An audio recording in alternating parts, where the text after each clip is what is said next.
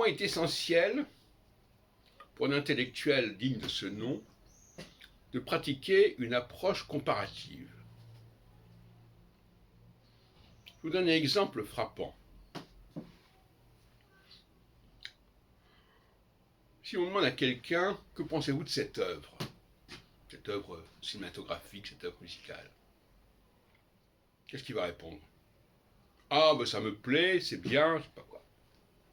Il n'a pas d'approche comparative. Ou si peu. Il va dire, mais écoutez, cette œuvre, il faut voir ce qu'il y avait avant, ce qu'elle a apporté. Ce qu'elle a apporté. Pour savoir ce qu'une œuvre a apporté, il faut savoir ce qu'il y avait avant. Et pour savoir si une œuvre est vraiment originale, il faut aussi savoir ce qu'il y a à côté, ailleurs, dans le temps et dans l'espace, par conséquent. Et ce travail-là de comparaison spatio-temporelle, peu de gens sont capables de le mener à bien, pour dire les choses comme elles sont. Certains vont dire, bah, écoutez, oui, cette œuvre, elle me plaît bien, oh là là, et ils pourront même dire qu'elle leur plaît mieux que telle autre œuvre antérieure.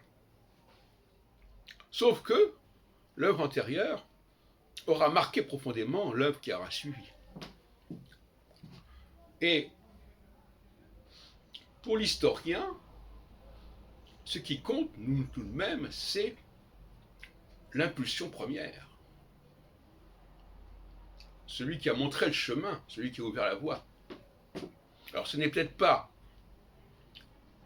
ça ne correspond peut-être pas au sentiment immédiat qu'on a par rapport à une œuvre, car il faudrait être naïf pour croire que, en écoutant une œuvre, on décrypte immédiatement son historicité, sa genèse.